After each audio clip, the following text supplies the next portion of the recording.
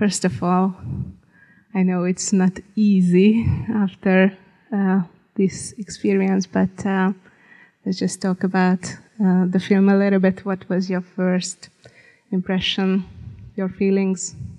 Mary, maybe? Thank you. First of all, hello everyone. And thank you for the filmmaker or producer that is really, really realistic, and I really impressed it. Because I was a lawyer in Afghanistan, I had similar some cases, but not like this, to have produced. So when I saw, since 7 years, I have been living in Hungary. So when this film was produced or making, I was not there. But when I saw the first time, as I said, I shocked because how she really acted as a very bravely, and I'm happy that, of course, there is many ladies the same victim, but she was really brave how she expressed the reality and the real story. Good evening, and yes, I was also extremely impressed that I can't imagine how challenging might be to create a documentary like this under these circumstances, and how challenging it is to be part of it for all the family members, of course, to where really just talking about this is so much of a little risk. And of course, I was drawing parallels all the time. I know about Hungarian reality of violence against women.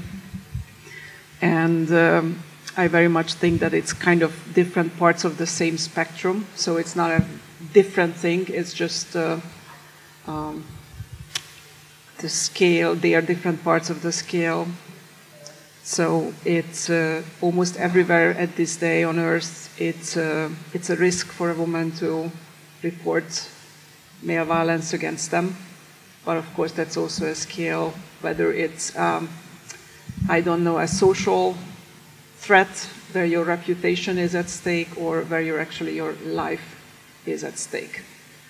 And so this is very, very humbling that knowing that this woman and also her mother participated in this endeavor all the time at the risk.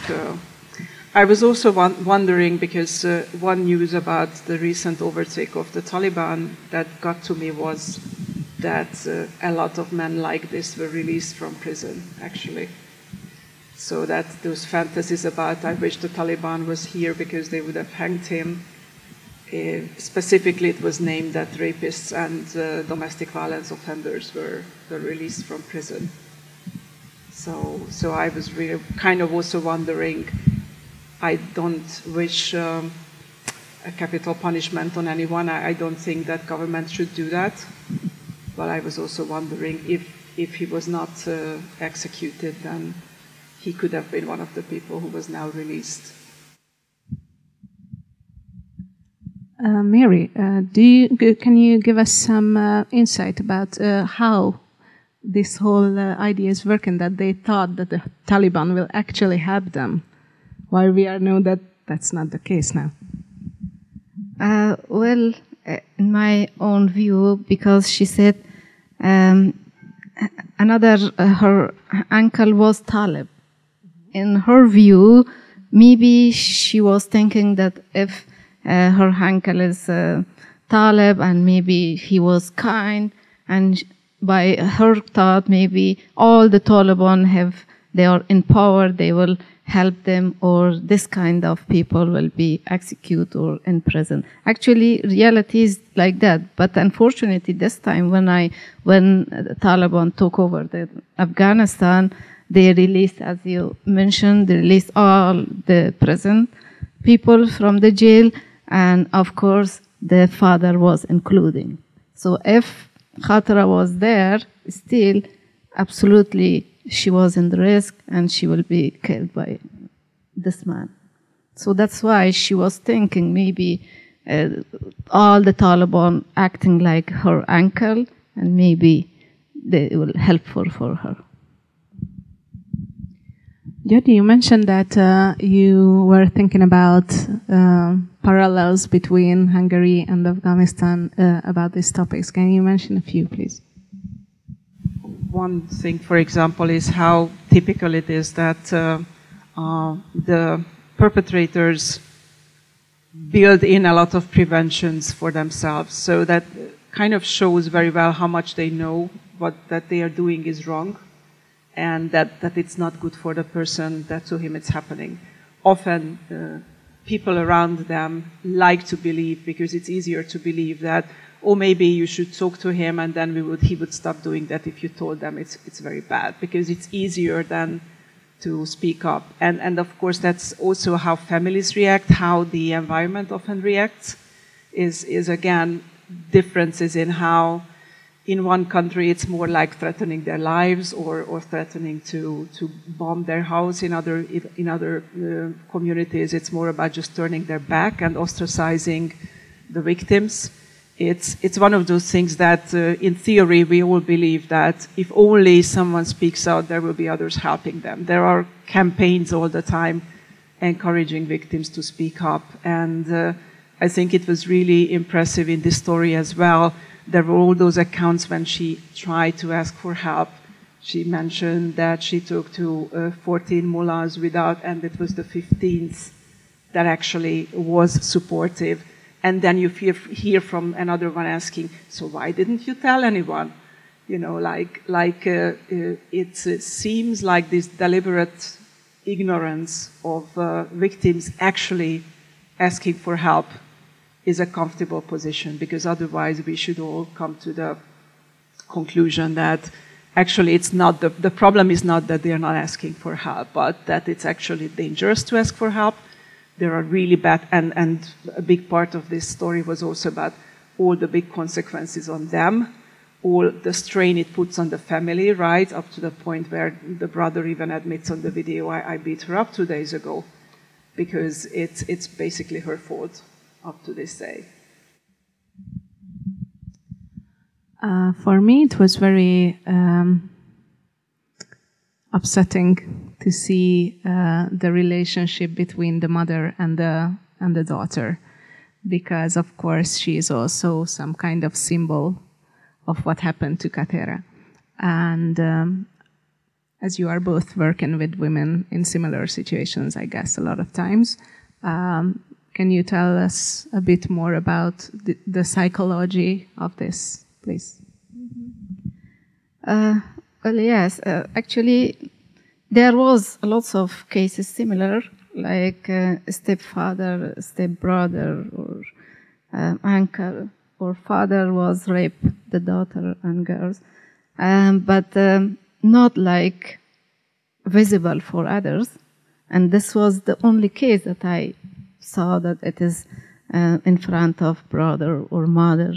It is shockable. So of course, in my view, the man who raped, the father, was not normal. Maybe he is psychological heal, or he has problem because he said by when Khatra mentioned that the father warning her that if your daughter, which is the granddaughter of the father, if he grown, he will do it the similar with Khatra and the wife. So of course it means that he was not normal, and it's affected by Khatra and her mother as well. Her mother was the victim as well. But the things that when I was working as a lawyer or defense lawyer, of course I was asking that why you didn't complain, like neighbor, friend, or even not Khatra was afraid because he was pretty young. But maybe mother should complain, absolutely. But they were very afraid, and I'm wondering why the brother was silent. It is something strange, really, with me. But of course, there is lots of people who the similar victim. Yeah, and the brothers refused to answer any of the questions that why didn't you help? They just couldn't have any answer to that. Well, this is what I'm asking again, because maybe, as Khatra mentioned, their uncles, I mean the father brothers, was the same danger people, and they warning or threat them that if they raise their voice and complain and show up in the community or society and people know who they are, maybe they beating or they punish, so they were afraid. But they still, as in the movie, in Afghanistan, unfortunately, historically, there is patriarchy system is active or running. So if there is father will control the daughter, wife, and sister. If there is brother or uncle or even, yes, neighbor or not, if she has a son and it is even 7 years old or 10 years old, they will control the mother. So this is the big challenges in Afghanistan, that Afghan girls or women cannot be brave to raise their voice. One thing, kind of on a personal level, we always have an idea about how we would react to a certain situation as long as we are not in it. And being in a crisis situation is itself a humbling experience, because that's when we will actually learn how would we actually react, and that will tell us what kind of people we are. We don't know it as long as it doesn't happen. And in this story, one part we don't know is what Khatra's mother tried back when, right? These stories don't just start out suddenly. This guy must have been pretty violent before that, and it kind of is mentioned a few times. Sometimes women don't necessarily need personal experience. They see, for example, a neighbor woman, a relative who tried something and was punished for it, and they learned the lesson from that. So I think age does have a factor in that she could have very much experienced a lot of times how it just doesn't make any sense and how it can make it worse. Even like that little thing she mentioned, that when she tried to stand up for one of the children when her husband was beating them, then he would just say, if you come between us, you also get one, basically. So it's I'm not saying that I have difficulties to judge her because I've never been in her shoes. That's basically what I'm trying to say with that, but also that we don't know about all the times she might have tried to ask for help. Often victims start talking about something like this, or kind of try to ease into the topic with neighbors or relatives, and very carefully they kind of experiment with how far they can go, and they withdraw. So often others might not have even noticed that they were trying, but at the point where, even they were just sucking to say something like, my husband is sometimes bad-tempered, if someone retorts saying that, it's a wife's job to always make sure that their husband is happy or something like that, then kind of they would stop, because, this is something that, even though our helpline is specifically for battered women and children, it's kind of it's our thing, so to say. Still, over the years, I have experienced many, many times that even the callers test us how far they can go, and if we are going to blame them for it, because that's something, they might think. There are a lot of magazines that tell women that it's their job to make their husbands happy. So they don't necessarily know that we will stand up for them, or if we will blame them or we'll give advice about how to make their husbands happy. So this kind of starting very carefully and saying, well, I'm not sure this is the right place, but my marriage is very difficult. And then as they learn to trust us, they realize that they can speak more. But this is something that victims do with everyone in their environment as well. Since the title of the movie is 1,000 Girls Like Me, I started to wonder if we knew any numbers about, of course, I'm sure that there are no very exact statistics, but do we know any kind of estimation how many women are in similar situation in Afghanistan and then in Hungary? In Afghanistan, actually in 2009 and 10, when I used to work as a lawyer, there was a case which a father was raped 2 girls. But they was not as a longer than this. After 2-3 years, one of the girls just mentioned to the neighbor, and neighbor just followed them, and they report to the police, and police came and actually just took the father during the action. So they already put them on the jail. But there was many cases. I don't know the number. There was a stepfather, there was an uncle.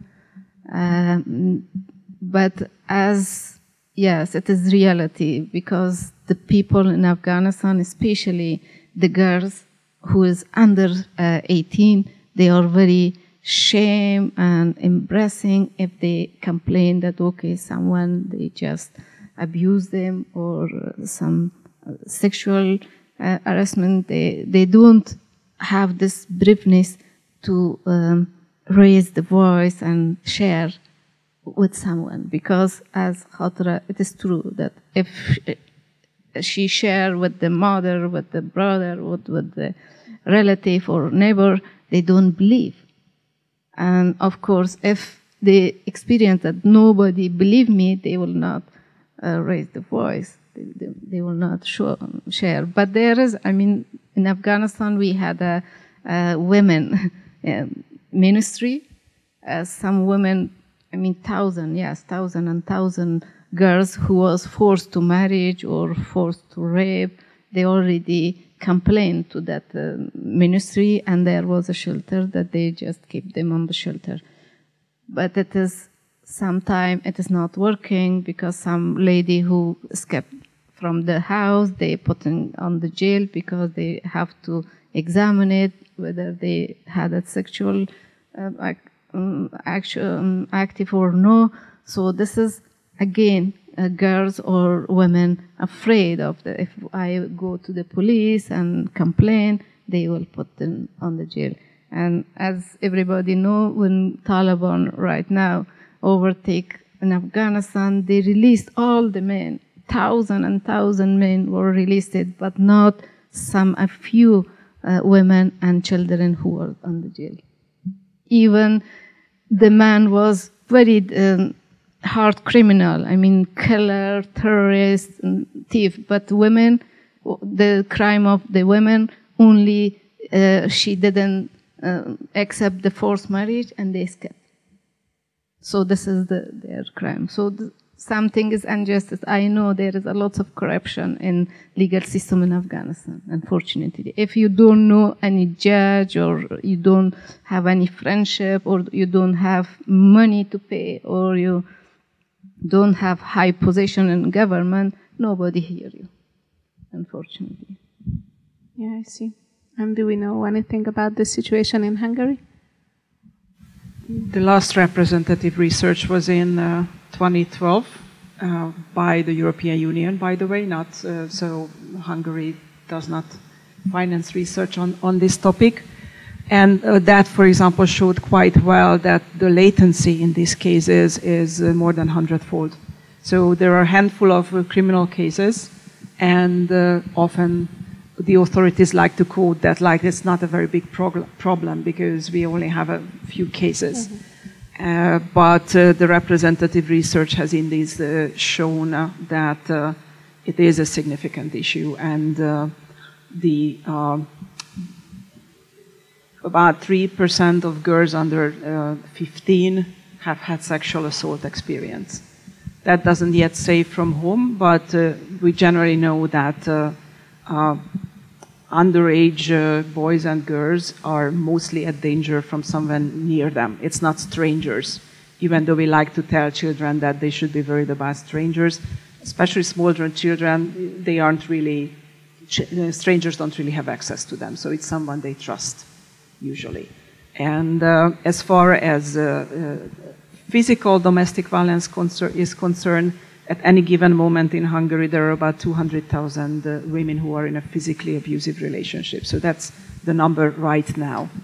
If we want to count all the women above 18 who've had experienced physical violence in a relationship, that's over 700,000. And there is very little help with that. And that's the other thing that I very much kind of a bit getting back to the mother-daughter relationship as well, that, you know, there are these tiny little signs of being strongly traumatized, and how even the daughter, the little daughter is also kind of has this multi-generational trauma. She was very small when the father was still with them, but it's all carried around, and kind of the threats she makes, and all this playing around sister, mother, etc. Or that you will go to jail. That kind of thing shows that, and you know, clearly no help for that in any way. So I think they were doing remarkably well under the circumstances. Yeah. In the movie, we see this family moving from one place to another, switching homes really, really often. And I was wondering if back then, I don't know about now, I don't have any hope. But back then, when the movie was set, any kind of system existed for these women to help them, for example, with the housing, like you can move here, then you can move here, like safe houses kind of system there? Actually, practically, as I remember when I used to work in this area, the society really don't accept this kind of cases to be around them, and it is really like traditional societies, very normal in Afghanistan to be not accepted. Many ladies who complain, especially in this sexual abuse, they will not familiar, or they will not accept or like to be near or close to them or neighborhood. But I'm really for me it's strange why they didn't live in shelter. What I mentioned we had in Afghanistan, in Kabul, there was a shelter who supported by women ministry, so they could live there as a safety, because of course they were in the danger in this kind of case. But why they just move from one and the next, and it's really hard. But of course, people don't accept when the owner know that she has a very high level case and this kind of sexual abuse regarding the religion and culture, they will not give the house for them for the rent. Yeah. I know that in Hungary, this safe house or women's home kind of situation is still really not enough for the woman who would need them. Am I right? Well, most of the housing that's available, it's more for social reasons. So there wasn't really a complex system set up for that. There is something similar now, but again, the recommended number of places would be around 1,000, because the European recommendation is that for every 10,000 inhabitant, you need to have one place. And it's really hard to get official statistics on this for some reason. I don't know why, but it's definitely a friction of what's needed.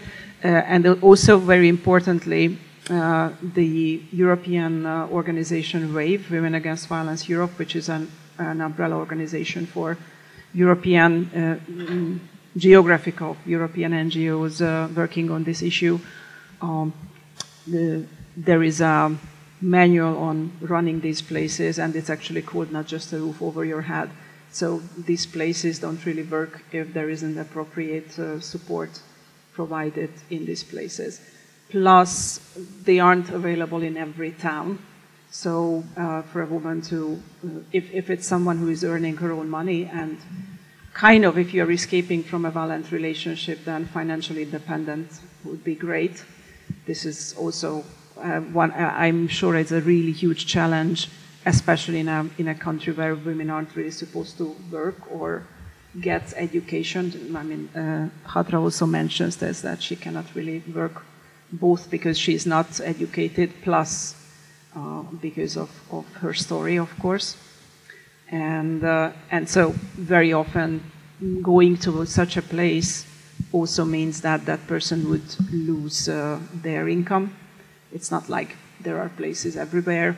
Often these places are put at the very edge of towns, so there is kind of a stigma on there, and it's really can be very challenging to move from there. Plus, well, I know of one place where they do very good exit interviews, especially when women move back with their abusers, because that's something that's really hard to understand for others. And the number one reason is fear. That's it, about 80%. And that is really a good sign that society and these places are not able to protect women and children from actual criminals, because these people are doing things that are against the criminal code of Hungary. And we normally don't expect citizens to do their own protection, right? And the second biggest reason is financial. So it's like less than 10%, around 9%, who say that they are still attached to that person. So they say they love them. It's not the reason, it's not mystical. It's a lack of safety, both physical and financial, that makes women go back to these people. And also that there is very little acknowledgement of abuse when it comes to child visitation rights. So the idea that just because this guy is abusive with the mother of the children, he can still be a really nice father, that's very commonplace. And in fact, very often in the Hungarian context, the direct child abuse starts when the mother is no longer available, whether it's physical, emotional, or even sexual abuse, because that's a very good way to keep hurting the mother, that the state forces her to give over the children every other weekend, and she's not there to protect them. A little bit different topic. Mary, you escaped Afghanistan a bit earlier than the movie was set. Can you tell us more about the situation the country was in when you left, and why you had to escape? Yes, thank you. Actually, as I said, I was lawyer in Afghanistan, so I treated by Taliban many times. Even the 20 years ago when Taliban was in the power, yes, when they just closed all the school and university, that time I just started my university, but it was closed everywhere, and I started to teach some girls from 5 years old until 20, and Taliban aware after 2 years, and they just destroy my small school and beat all the students. They arrested me. So in that time, I was in blackmail for this, the Taliban, and after a while, I just received some threatening. So that's why I just escaped. This was political issue. Yes, since I was there, it was natural how to deal with the different kind of case. Even 200 cases I deal with the Taliban, so I know them. So this is what I escaped, and I am here since 7 years. I assume that you still kind of continue what is happening in Afghanistan. And I was wondering if you were already living here, but did you hear about Katera when this whole situation happened, when she went to the TV, and how the people reacted to the story then? Yes, one of this lawyer that advised her, I know her as well, but I didn't hear from this lawyer, but there was a lot of my friends that they just, sometime we had a contact. Of course, unfortunately, when a woman raise their voice and share their story, which is related to the criminal issue, instead the people should respect and encourage. They just attack them, and they don't like this kind of issue or cases. So that's why the society react against.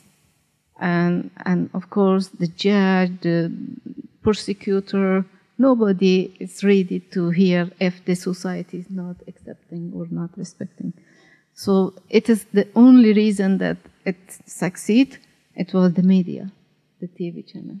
Otherwise, it is, as she mentioned, there is a lots of cases that the first nobody brave to share, and the second nobody hear. Yeah, and it's also a lot of time the whole issue of domestic violence is moved forward thanks to this kind of people, like this lone wolf, a very brave person who says that, okay, I come forward and I will take all the shame, all the persecution, everything that's come with it. But and they become this symbolic person about this topic. How can we, people, community, other women, society, can help these women or these people? Because, of course, they could be men as well. Well, as I see, the first thing that the filmmaker, I think they already support her a lot financially, and maybe they will promise that they will support her to evacuate. But other people who don't hear that someone will protect them or support them in future, they will not share. They will not be ready to, as a braveness, to share or to complain. But if someone really trusts that, okay, someone will protect me from the society, from the police, from the eyes of the people who are against her, they will not. But as I saw, yes, she was sure that she will escape or she will protect with someone or support. So that's why she was very brave, as I saw, step by step. However, it was disappointing sometime that the prosecutor or judge told her to, okay, of course, if it is not enough evidence, nobody believes. But still, there was someone to encourage them or support them, and she just motivate in that area. But otherwise, the society will not help, unfortunately. If you have neighborhood who has a connection with the police or the court, maybe they will support. If you don't have any protection, hope you will not raise. Unfortunately, this is what I experienced in Afghanistan. Györgyi?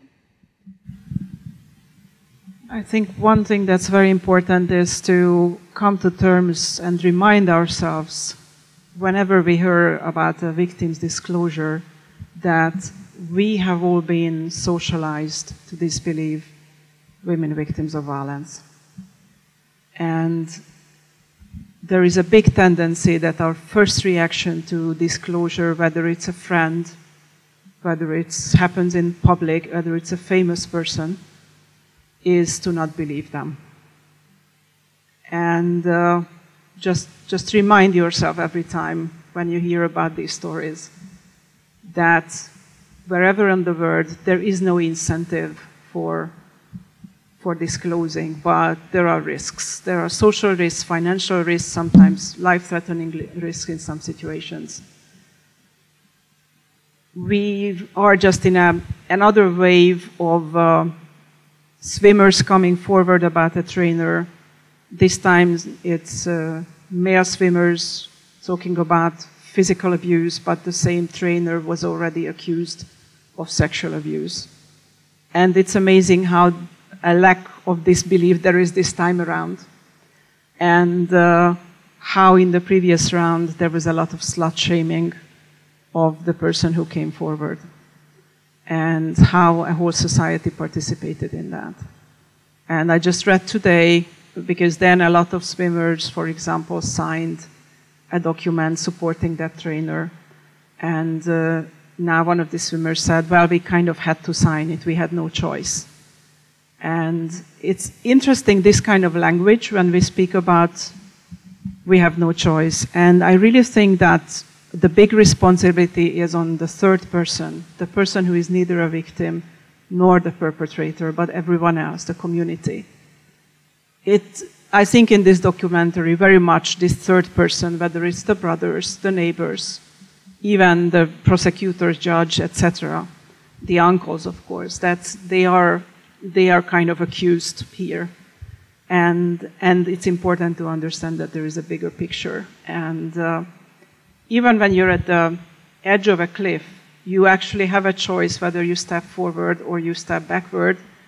You just don't choose one of them because it would be impossible. And I would really like to see what, when people say, I don't have another choice, instead say that if I support a victim, this could be the consequences. If I don't, this could be the consequences, because it could turn out that it might be hard to support a victim, but you do have a choice. Thank you very much. Do you have any questions from the audience, maybe? If yes, please raise your hand and we have microphones for you.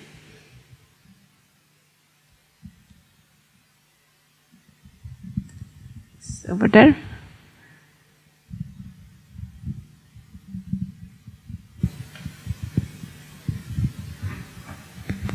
It's not really a question what I would like to ask, it's just a comment.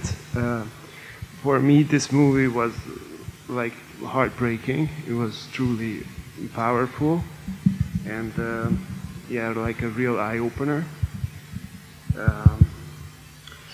My only question would be how can we, like civils, the people on the streets of Hungary, how can we help? How far can we go to somehow help these type of situations do not ever happen?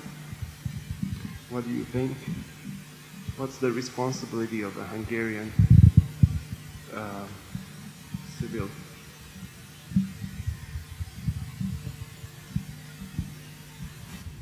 Whoever wants to come first. Maybe you, because of it was a Hungarian. Okay. Well, they could somehow, I don't know if there is anything they can do about Afghanistan right now, but maybe that's also the question, if there is any way to support women in Afghanistan. And that would be my question as well.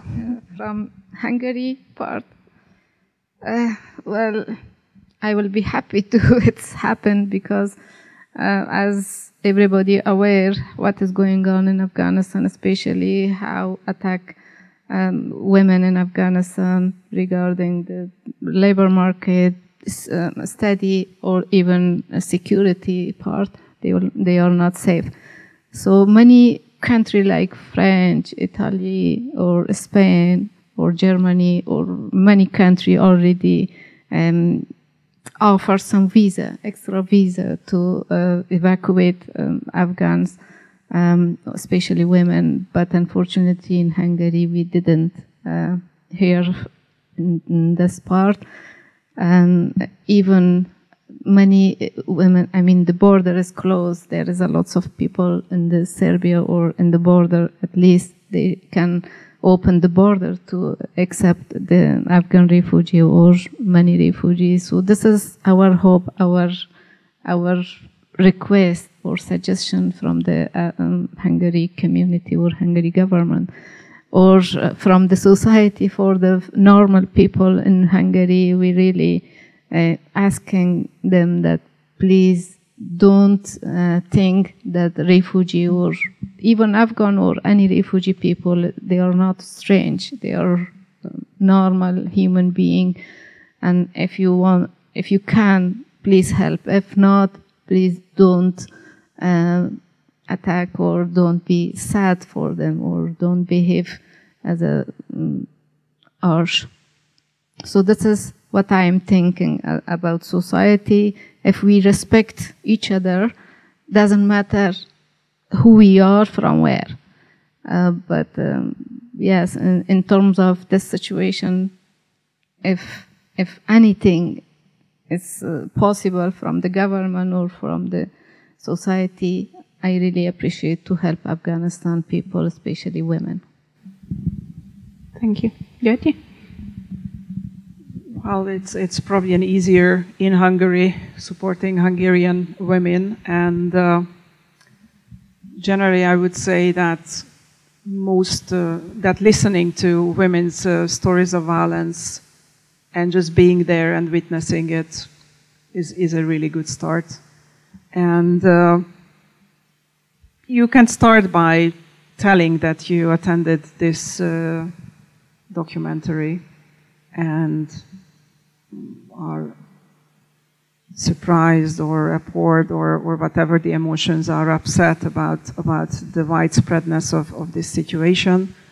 And that's a good start. It's a good idea to, even if you're convinced that's true, it's a good idea to not tell in front of female friends that you don't know anyone who ever experienced violence, because that's a good way to make sure that your female friends will never talk about it to you. Because even though you might not want to, but it is taken as a signal that you would either think ill of that and just listen to it and try not to be judgmental about it. But generally, what I said before is to be aware that we are all, men and women, are all raised to disbelieve victims.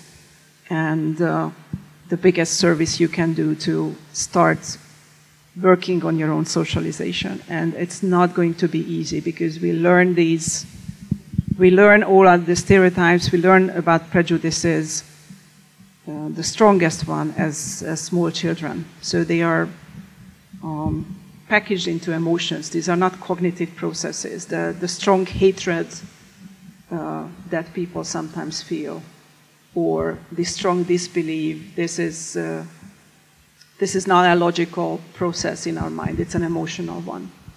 And so it's hard to change it. I'm not saying it's easy. It is hard. Any kind of change registers as a threat in the human mind, because we are still best equipped to be running around in the savannah away from hungry saber-toothed tigers. But if you mean to make differences, then it starts with this. And understand that, especially for men, that even if you would never harm a woman by laughing at rape jokes, by staying silent when a rape joke is said, you are helping someone who does want to harm women to feel that what they do is normal. Another important sentence from this documentary: every father does that. That's what the perpetrator in this story said. Every father does that. Abusers like to believe that all men are like them. And we as a society don't do enough to tell them that it's not true. We need to be more active about this. And the responsibility is on this for men, because, I'm not the one to whom an abuser will say, well, you know how it is when your partner is annoying. Of course you would hit them. I'm not the one who needs to tell them, I don't know what you're talking about, this is abuse. And I don't want to be friends with people who abuse people who trust them. Thank you. Other questions, maybe?